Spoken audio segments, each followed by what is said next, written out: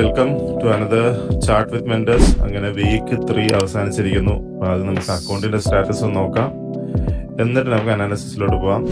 ഇപ്പോൾ കറൻ്റ്ലി നമ്മൾ account status ഏകദേശം 1% ഇപ്പം ഡൗൺ ആണ്. ഞാൻ ഈ വീക്ക് നോക്കുകയാണെങ്കിൽ ഓവറോൾ കുറച്ച് കാര്യങ്ങൾ ചേഞ്ച് ചെയ്തുകൊണ്ടിരിക്കുകയാണ്. വീക്ക് തുടങ്ങിയപ്പോൾ 3 ദിവസം നമ്മൾ പ്രോഫിറ്റിൽ തന്നെയാണ് ക്ലോസ് ചെയ്തത്. പറ്റിയ മിസ്റ്റേക്സ് ബേസിക്കലി ഞാൻ കുറച്ച് ട്രേഡ് മിസ് ചെയ്തിട്ടുണ്ട്. അതാണ് എനിക്ക് പറ്റിയിട്ടുള്ള മിസ്റ്റേക്ക്.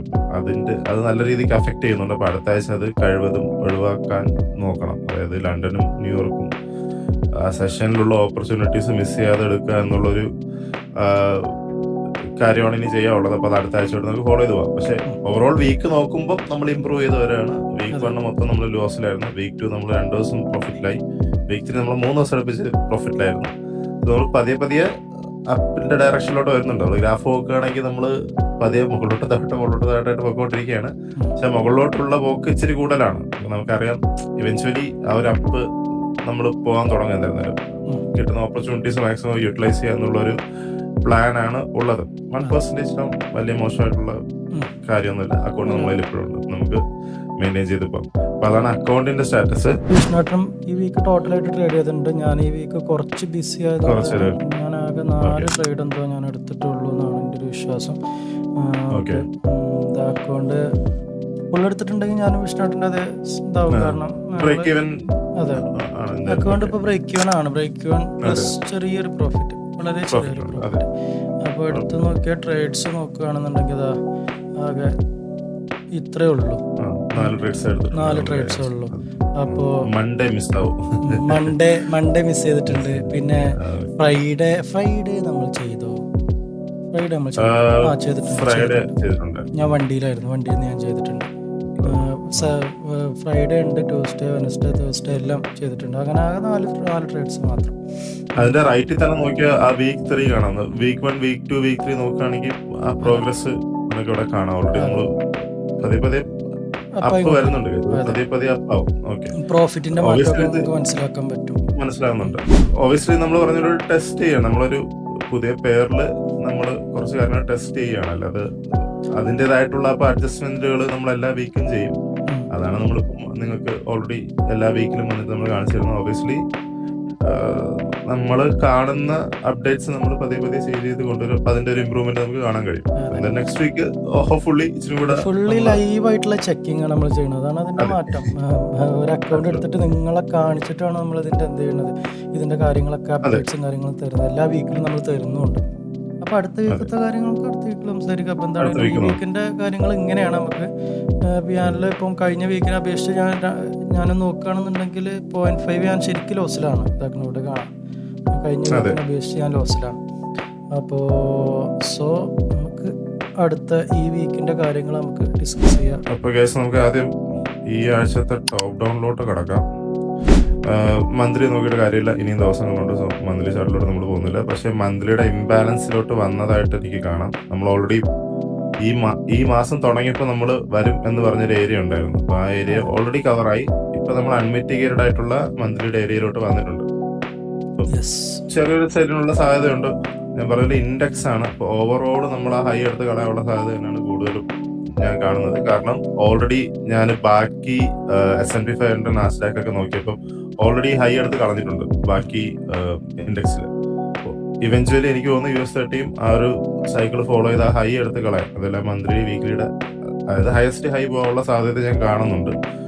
വീക്ക്ലി വന്നാലും നമുക്ക് ആ ക്യാൻഡില് കാണിക്കുന്നതും അത് തന്നെയാണ്. കഴിഞ്ഞ വീക്കിലും ബുള്ളിഷ് ആയിട്ടുള്ള ക്യാൻഡിലായിരുന്നു. ബുള്ളിഷ് ആയിട്ടുള്ള ഒരു എക്സ്പെക്ടേഷൻ നമുക്ക് ഉണ്ടായിരുന്നത്. പക്ഷേ തേഴ്സ്ഡേ ഫ്രൈഡേ ഒന്നും ബൈ എടുക്കാനുള്ള ഓപ്പർച്യൂണിറ്റി ഒന്നും അധികം ഇല്ലായിരുന്നു. അതാണ് മെയിനായിട്ടും കിട്ടാത്ത ഒരു കാര്യം അതായിരുന്നു. അതും കൂടെ നമുക്ക് ക്യാപിറ്റലൈസ് ചെയ്യാൻ പറ്റുന്നെങ്കിൽ അക്കൗണ്ട് ഇച്ചിരി കൂടെ സെറ്റ് ആയിരുന്നു. പക്ഷെ കിട്ടില്ല. ഈ ആഴ്ച വരുമ്പോഴും നമ്മൾ കാണുന്നത് ആ വീക്ക്ലി ബുള്ളിഷ് ആയിട്ടുള്ള രീതിക്ക് തന്നെയാണ് കഴിഞ്ഞ വീക്കും ക്ലോസ് ആയിട്ടുള്ളത്. നമ്മൾ മൊമെന്റ് നോക്കുകയാണെങ്കിലും ബുള്ളിഷ് മൊമെന്റാണ് കാണിക്കുന്നത്. ബൈയുടെ ഓപ്പർച്യൂണിറ്റീസ് കിട്ടുകയാണെങ്കിൽ അത് ക്യാപിറ്റലൈസ് ചെയ്യുക എന്നുള്ളൊരു ഉദ്ദേശമാണ് എനിക്കുള്ളത്. ഇപ്പൊ നമ്മൾ നിൽക്കുന്ന സ്ഥലവും ഒരു മണി ലെവലിന്റെ അടുത്താണ്. ഇതൊരു അൺമിറ്റിഗേറ്റഡ് ആയിട്ടുള്ള ഏരിയ ആണ് വീക്ക്ലിയുടെ. ഓക്കെ, ആ ഒരു ഏരിയയിലാണ് നമ്മളിപ്പോൾ ഉള്ളത്. അതുകൊണ്ട് ഉപയോഗമൊന്നുമില്ല. ചിലപ്പോൾ നമുക്ക് സെൽസ് കിട്ടാൻ സാധ്യതയുണ്ട്. നമുക്ക് ലോവർ ടൈം ഫ്രെയിമിൽ, അതായത് നമ്മൾ മൺഡേ H4 എങ്ങനെയാണോ നമുക്ക് മൊമെന്റം തരുന്നത് അതനുസരിച്ച് നമ്മൾ പ്ലാൻ ചെയ്യും. അതല്ലെങ്കിൽ ഇതിന് മുകളിൽ തന്നെ ഒരു ലിക്വിഡിറ്റി പൂൾ ഉണ്ട്. നമ്മളൊരു ലിക്വിഡിറ്റി പൂളാണ് ആ വീക്ക്ലിയുടെ. ആ ലിക്വിഡിറ്റി പൂൾ എടുക്കുകയാണെങ്കിൽ തൊട്ട് മുകളിലൊരു വീക്ക്ലിയുടെ വേറെ അൺമിറ്റിഗേറ്റഡ് വിക്ക് ഇവിടെ ഉണ്ട്. ആ വിക്ക് നമുക്ക് ജസ്റ്റ് ഒന്ന് മോണിറ്റർ ചെയ്ത് വെക്കാം. അത് ഓപ്പൺ ആണ്. എക്സ്ട്രീം, അതെ, വീക്ക്ലിയുടെ ഒരു അൺമിറ്റിഗേറ്റഡ് വിക്കിന്റെ ഓപ്പൺ ആയിട്ട് നമുക്ക് അത് മാർക്ക് ചെയ്ത് വെച്ചേക്കാം. വരുവാണെങ്കിൽ നമുക്ക് നോക്കാം. കാരണം ഇച്ചിരി ദൂരമുണ്ട്. തൊട്ടടുത്തുള്ള ഏരിയ എന്ന് പറയുമ്പോൾ ലിക്വിഡിറ്റി പൂളാണ് നമുക്കുള്ളത്. എങ്ങനെയാണ് പ്രൈസ് അങ്ങോട്ട് വരുന്നത് അതനുസരിച്ചിരിക്കാം. ഓവറോള് അടുത്ത വീക്ക് ബുള്ളിഷ് ആയിട്ടാണ് എനിക്ക് തോന്നുന്നത് കണ്ടിട്ട്. അതായത് ചാർട്ട് ഇപ്പോൾ തരുന്ന ഡീറ്റെയിൽ എനിക്ക് തോന്നുന്നില്ല, ചാർട്ടിൽ കാണുന്നതാണ് ബുള്ളിഷ് ആയിട്ടുള്ള ട്രേഡ്സ് എടുക്കുക എന്നുള്ളൊരു എക്സ്പെക്ടേഷനാണ് എനിക്കിപ്പോൾ ഉള്ളത്. അതിൽ നോക്കുകയാണെങ്കിൽ എനിക്ക് ആദ്യം നമുക്ക് ജസ്റ്റ് ഇപ്പം നമ്മൾ ഇവിടെയാണ് നിൽക്കുന്നത് എന്നുള്ളൊരു കാര്യം എന്തായാലും ഞാൻ മാർക്ക് ചെയ്ത് വെച്ചേക്കാം. നമ്മൾ വീക്ക്ലിയുടെ അൺമിറ്റിഗേറ്റഡ് വീക്കിൽ ഒരു ഓപ്പണിൽ തന്നെയാണ് ഇപ്പോഴും ഉള്ളത്. ഇത് വർക്കൗട്ട് ആവാം. ചെറിയൊരു ഷോർട്ട് ടേംസ് എല്ലായിരിക്കും ചിലപ്പോൾ ഇൻട്രാഡേ നമുക്ക് കിട്ടുക. അതെങ്ങനെയാണ് ലോ ടൈം ഫ്രെയിം നമുക്ക് പോകുമ്പോൾ നോക്കാം. പിന്നെ ഉള്ളത് എനിക്ക് റീബാലൻസിങ് ലെവലാണ് ഇപ്പോൾ അടുത്ത് നമുക്കുള്ളൊരു മണി ലെവൽ. ഇത് ഓൾറെഡി യൂസ് ചെയ്ത് കഴിഞ്ഞപ്പോൾ ഇതൊന്നും നമുക്ക് ഉപയോഗമില്ല. ഈ വീക്ക്ലിയുടെ റീബാലൻസിങ് ലെവലുണ്ട്. ആ റീബാലൻസിങ് റെസ്പെക്ട് ചെയ്യോ ഇല്ലേ നമുക്ക് നോക്കണം. ഒരു കാര്യം ഞാൻ നോട്ടീസ് ചെയ്യുന്നത് വളരെ ദൂരെയാണ്. അടുത്ത ക്യാൻഡിൽ ഓപ്പൺ ചെയ്ത് കഴിഞ്ഞാലും ഇത് നല്ലൊരു ദൂരെയുള്ള ലെവലാണ്. സോ ചിലപ്പോൾ അത് റെസ്പെക്ട് അത്രയും ഇറങ്ങി വരണമെന്നുള്ള ഷാഡിയോ നമുക്ക് പിടിക്കാൻ പറ്റില്ല. കഴിഞ്ഞ ആഴ്ച നമ്മൾ ശ്രദ്ധിച്ചു കഴിഞ്ഞാൽ നല്ല മൊമെന്റം ഉണ്ട്. സോ ആ റീബാലൻസിങ് ഒന്നും ഫിൽ ചെയ്തിട്ടില്ല. സോ തൊട്ടടുത്തുള്ള മണി ലെവലായിരിക്കും മിക്കവാറും റെസ്പെക്ട് ചെയ്യുക. ചിലപ്പം ഇത് ഒരു ഓർഡർ ഫ്ലോ ആയിരിക്കും ചെറിയ ടൈം ഫ്രെയിമിൽ. ചിലപ്പോൾ അവിടെ ആയിരിക്കും പ്രൈസ് വന്നിട്ട്. വീക്ക്ലിയിൽ ഇതിപ്പോൾ ഒരു സെൻസും ഇല്ല നമുക്ക്. സോ അതൊന്നും മാർക്ക് ചെയ്യുന്നില്ല. താഴോട്ട് പോകുന്നവരും നമുക്കതൊരു എന്തെങ്കിലും മണി ലെവൽ ഉണ്ടെങ്കിൽ നമുക്കത് മാർക്ക് ചെയ്യാം. സോ ഡെയിലിയിലോട്ട് വന്നു കഴിഞ്ഞാൽ ഇതെല്ലാം കഴിഞ്ഞതാണ്. സോ നമുക്ക് ഇതെല്ലാം മാറ്റാം. ഇതൊന്നും നമുക്ക് ഇപ്പോൾ യൂസ് ഇല്ല. ഓക്കെ, ഡെയിലി നോക്കിക്കഴിഞ്ഞാൽ അതൊരു അൺമിറ്റിഗേറ്റഡ് വിക്കിന്റെ ഓപ്പൺ ആണ്. സോ ഇത് നമുക്ക് ഡെയിലിയിൽ കാണാൻ പറ്റുന്ന കണ്ടിട്ടില്ല. ഓക്കെ, ഡെയിലി വന്നു കഴിഞ്ഞാലും ഡെയിലിയുടെ നമ്മളൊരു അൺമിറ്റിഗേറ്റഡ് വിക്കിന്റെ ഏരിയയിലാണ് ഇപ്പം നിൽക്കുന്നത്. നമ്മൾ ശ്രദ്ധിച്ചാൽ കാണാം. ഡെയിലിയുടെ എനിക്ക് തോന്നുന്നു റേഞ്ചിന്റെ അവസാനത്തെ ഏരിയയാണ്. എന്തെങ്കിലും സെല്ല് നടക്കാൻ സാധ്യതയുള്ളത് ഇവിടെയാണ് നടക്കുന്നെങ്കിൽ നെക്സ്റ്റ് വീക്കിൽ നമുക്ക്. പക്ഷെ എന്തെങ്കിലും H4 എന്തെങ്കിലും അതിനായിട്ടുള്ള തെളിവ് കിട്ടിയാൽ മാത്രമേ നമ്മൾ നോക്കുന്നുള്ളൂ. അപ്പം നമ്മൾ അൺമിറ്റിഗേറ്റഡ് വിക്കിലാണ്. ഡെയിലിയുടെയും വീക്കിലിയുടെ അൺമിറ്റിഗേറ്റഡ് വിക്കിലാണ് നമുക്ക് ഉള്ളത്. അത് നമുക്ക് ഓൾറെഡി കാണാം. ഡെയിലി നോക്കിക്കഴിഞ്ഞാൽ കഴിഞ്ഞ ദിവസത്തെ ക്യാൻഡിൽ ഫ്രൈഡേ ക്യാൻഡിൽ ബൈ എടുക്കാൻ ഒറ്റ ഓപ്പർച്യൂണിറ്റി കിട്ടിയിട്ടില്ല. ഡെയിലി ലിറ്ററലി ഒരു ഇതുവരെ ഉള്ള എനിക്കൊന്ന് ഈ ആഴ്ചയിലുള്ളതിൽ ഏറ്റവും വലിയ ക്യാൻഡിലാണ് കിട്ടിയത്. ഓക്കെ, സോ നമുക്ക് ബൈ ചെയ്യാനുള്ള ഓപ്പർച്യൂണിറ്റി ഒന്നും കിട്ടിയില്ല എന്നുള്ളതാണ് ഏറ്റവും വലിയ ഒരു സങ്കടകരമായ കാര്യം. പക്ഷെ ഒന്നും ചെയ്യാൻ പറ്റില്ല. അതെ, പക്ഷെ ഇനിയിപ്പോ തൊട്ടടുത്തുള്ള ഞാൻ പറയുന്ന വീക്കിലിയുടെ നമ്മൾ നോക്കിക്കഴിഞ്ഞാൽ വീക്കിലിയുടെ രീതിക്ക് ചിലപ്പോൾ അടുത്ത വീക്കിലിയുടെ ക്യാൻഡിൽ ബുള്ളിഷ് ആവുകയാണെങ്കിൽ ഓപ്പൺ ലോ നമുക്ക് തൊട്ടടുത്തുള്ള മണി ലെവൽ എന്ന് പറഞ്ഞാൽ ഞാൻ പറഞ്ഞാൽ ഈ ഒരു വിക്കാണ് ഞാൻ കാണുന്നത്. ആ വിക്ക് എനിക്കൊന്ന് ഡെയിലിയിൽ നമുക്ക് മണി ലെവൽ ആയിരിക്കണം. അങ്ങനെയാണെങ്കിൽ ഞാൻ ജസ്റ്റ് ഒന്ന് മാർക്ക് ചെയ്ത് വെച്ചേക്കാം. ഡെയിലിയിൽ മണി ലെവൽ ആണെങ്കിൽ നമ്മളത് യൂട്ടിലൈസ് ചെയ്യാം. സോ ഇതിപ്പം ഇതൊന്നുമല്ല, ഡെയിലിയിൽ ഇപ്പോൾ ആ ഓർഡർ ഫ്ലോഡ് ഓപ്പൺ ഉണ്ട്. അതാണ് തൊട്ടടുത്തുള്ള ഒരു മണി ലെവൽ ഡെയിലിയിൽ എനിക്ക് കാണാനുള്ള ബൈ എടുക്കാനായിട്ട്. അതിന് തൊട്ട് താഴെ വേറൊരു ഓർഡർ ഫ്ലോ കിടപ്പുണ്ട്. അപ്പോൾ ആദ്യം പക്ഷേ ഇതാണ് ഞാൻ ഡെയിലിയുടെ ഈ ഓർഡർ ഫ്ലോ നമുക്ക് നോക്കി വെക്കാം. പ്രൈസ് ചിലപ്പോൾ ഇത് വന്ന് റെസ്പെക്ട് ചെയ്യാം ബൈ പോകാനായിട്ട്. സോ അതാണ് തൊട്ടടുത്തുള്ള ബൈ എന്നുള്ള രീതിക്കുള്ള മണി ലെവൽ. ഇതിന് താഴോട്ട് വരികയാണെങ്കിൽ നമുക്ക് അടുത്ത മണി ലെവൽസ് നോക്കാം. ഇതുകൊണ്ട് നമുക്കിപ്പോൾ ഉപയോഗമില്ല. ഇതാ വീക്ക്ലിയുടെ റീബാലൻസിങ് ലെവലാണ്. അത് അങ്ങനെയാണ് നമുക്കിപ്പോൾ ഡെയിലി ഉള്ളത്. വേറെ ഒന്നും നമുക്ക് കാര്യങ്ങളൊന്നും ഇല്ല. പിന്നെ മുകളിൽ ഞാൻ പറഞ്ഞ ലിക്വിഡിറ്റി ഏരിയ ഉണ്ട്. ഇപ്പം നിൽക്കുന്ന ഈ ഏരിയ വളരെ ഇമ്പോർട്ടൻ്റ് ആണ്. ഇത് ഈ വീക്കിൻ്റെയും ഏകദേശം 50% അടുപ്പിച്ച് നമ്മൾ വന്നു കഴിഞ്ഞു. ഇത് ഓൾറെഡി ഈ മണി ലെവലിൽ നിന്ന് എന്തെങ്കിലും നമുക്ക് നാളെ സെല്ലിനുള്ള ഡീറ്റെയിൽസ് എന്തെങ്കിലും കിട്ടുകയാണെങ്കിൽ നമുക്ക്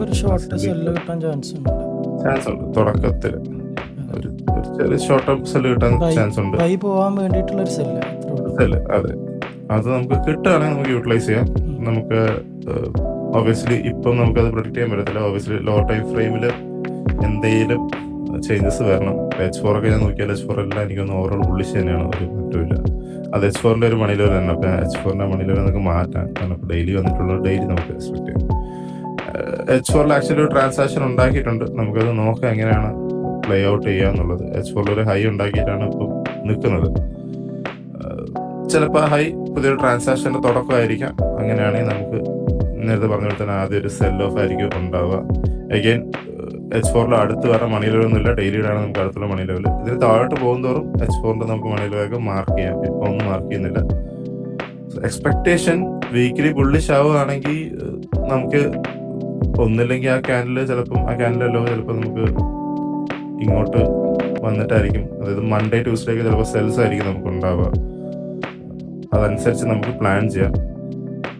അറ്റ്ലീസ്റ്റ് ബെയർ മിനിമം എനിക്ക് ഒന്ന് ഡെയിലി ഓർഡർ ഫ്ലോ വന്നിട്ട് ബൈ കിട്ടുകയാണെങ്കിൽ ഞാൻ ആ ബൈസിൽ തന്നെ പിന്നെ ബൈസിലോട്ടുള്ള പ്രിഫറൻസ് നമുക്ക് കൂടുതലായിരിക്കും. ആ ബൈസിൽ കയറി പറ്റുക എന്നുള്ളൊരു എക്സ്പെക്ടേഷൻ ആയിരിക്കും കൂടുതലുണ്ട്. നമുക്കറിയാം ഹൈ എടുത്ത് കളയാനുള്ള ചാൻസ് ഉള്ളതുകൊണ്ട് ബൈ ചെയ്യാൻ ഓപ്പർച്യൂണിറ്റി കിട്ടുന്നെങ്കിൽ അത് മാക്സിമം യൂട്ടിലൈസ് ചെയ്യുക എന്നുള്ളൊരു പ്ലാനാണ് എൻ്റെ മൈൻഡിൽ ഇപ്പോൾ ഉള്ളത്. വേറെ ഒന്നും നമ്മൾ കാണുന്നില്ല. വേറെ ഒന്നും അടുത്ത നമുക്ക് വേറെ മണി ലെവലോ കാര്യങ്ങളൊന്നുമില്ല. ഈ ഡെയിലിയുടെ മണി ലെവലാണ് ഉള്ളത്. വേറെ ഒന്നും നമുക്ക് ലെഫ്റ്റിൽ നോക്കിയിട്ട് കാര്യമില്ല. സോ എങ്ങനെയാണ് നാളെ മാർക്കറ്റ് തുടങ്ങിയിട്ട് ലണ്ടന് മുമ്പുള്ള ക്യാൻഡിൽ H4 അല്ലാതെ നമുക്ക് വേറെ പ്രഡിക്ഷൻ ഒന്നുമില്ല. ഡെലിവറി ഓവറോൾ ബുള്ളിഷ് ആണെന്ന് അറിയാം. H4 ആണെങ്കിൽ ഇപ്പം ഓവറോൾ ബുള്ളിഷ് ആയിട്ടാണ് പോയിക്കൊണ്ടിരിക്കുന്നതെന്ന് അറിയാം. സോ നമുക്ക് നോക്കാം എങ്ങനെയാണ് നമുക്ക് ഓപ്പർച്യൂണിറ്റി കിട്ടുന്നത്, അതനുസരിച്ച് നമുക്ക് അതിനെ മാക്സിമം ക്യാപിറ്റലൈസ് ചെയ്യുക എന്നുള്ളൊരു പ്ലാൻ മാത്രമേ ഉള്ളൂ. ബേസിക്കലി അടുത്ത വീക്കിൽ ന്യൂയോർക്കും ലണ്ടനും മാക്സിമം യൂട്ടിലൈസ് ചെയ്ത് കിട്ടുന്ന ട്രേഡ്സ് ഞാൻ എടുക്കുന്നതായിരിക്കും മുഴുവൻ. അത്രേ ഉള്ളൂ. അതായത് ഒരു ട്രേഡ് കിട്ടി ടി പി അടിച്ചാലും ഞാൻ അടുത്തത് എടുക്കും കേട്ടോ. അത് ഞാൻ ടെസ്റ്റ് ചെയ്തതിൽ എനിക്ക് മനസ്സിലായ കാര്യം മാക്സിമം ഓപ്പർച്യൂണിറ്റീസ് എടുക്കുക എന്നുള്ളതാണ്. അതിലാണ് നമുക്ക് ആക്യുറസിയും കൂടുതലുള്ളത്. ഒബിയസ്ലി നമ്മൾ റിസ്ക് മാനേജ്മെന്റ് അത് യൂസ് ചെയ്യണം. റിസ്ക് മാനേജ്മെന്റ് ഇല്ലാതെ അല്ല, എൻ്റെ നമ്മൾ 1.5% എന്നുള്ള കണക്കിൽ തന്നെ ആയിരിക്കും നമ്മൾ പോവുക. പക്ഷെ കിട്ടുന്ന ഓപ്പർച്യൂണിറ്റീസ് എടുക്കും. ചിലപ്പോൾ ഒരു ട്രേഡ് നമ്മൾ പ്രോഫിറ്റിൽ അവസാനിക്കണേ പ്രോഫിറ്റ് ചെയ്യുന്നതിന് പിന്നെ നമുക്ക് റിസ്ക് ഉള്ളൂ. അതുകൊണ്ട് കുഴപ്പമില്ല, നമുക്ക് ആ ട്രേഡ്സ് വീണ്ടും റിസ്ക് ചെയ്തെടുക്കാം. അപ്പൊ ആ എണ്ണം കുറയുന്നത് കഴിഞ്ഞ ആഴ്ച നല്ല രീതിയിൽ അഫക്ട് ചെയ്തിട്ടുണ്ടായിരുന്നു. അതെനിക്ക് മനസ്സിലായി. കാരണം നമുക്ക് സ്കെയിലിംഗ് ചെയ്യാനുള്ള പല ഓപ്പർച്യൂണിറ്റീസും മിസ് ചെയ്ത് കഴിഞ്ഞ ആഴ്ച. അങ്ങനെയാണെങ്കിൽ നമ്മൾ നല്ല പ്രോഫിറ്റ് ക്ലോസ് ചെയ്തേനെ. അപ്പൊ ഈ ആഴ്ച നമുക്ക് ആ കുറവ് നികത്തണം. ഈ ആഴ്ച തൊട്ട് കിട്ടുന്ന ഓപ്പർച്യൂണിറ്റീസ് എടുക്കണം വിത്തിൻ നമ്മുടെ റിസ്ക് മാനേജ്മെന്റിന്റെ റൂളിന്റെ അകത്ത്. അങ്ങനെയാണ് പ്ലാൻ. വേറെ ഒന്നും എക്സ്ട്രാ നമുക്ക് കാണുന്നില്ല കേസ്. അപ്പൊ നമുക്ക് മൺഡേ നോക്കിയിട്ട് ഏഷ്യയുടെ ഒരു പ്രൈസ് ആക്ഷൻ എങ്ങനെയാണെന്നുള്ള 2 H4 ക്യാൻഡിൽ ക്ലോസ് ചെയ്ത് കഴിഞ്ഞിട്ട് നമുക്ക് തീരുമാനിക്കാം എന്താന്നുള്ളത്.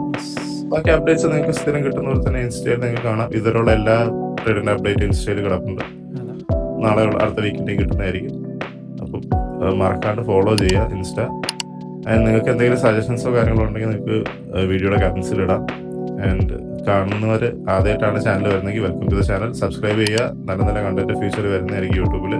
ഓക്കെ, അപ്പോൾ അത്രേ ഉള്ളൂ. അപ്പോൾ നമുക്ക് നോക്കാം എങ്ങനെയാണ് അടുത്ത ആഴ്ച എങ്ങനെയാണെന്നുള്ള കാര്യം നോക്കിയിട്ട് നമുക്ക് നെക്സ്റ്റ് വീക്ക് വീണ്ടും ഇരിക്കാം. ഓക്കെ, അപ്പോൾ see you guys, take care, bye. Okay, by.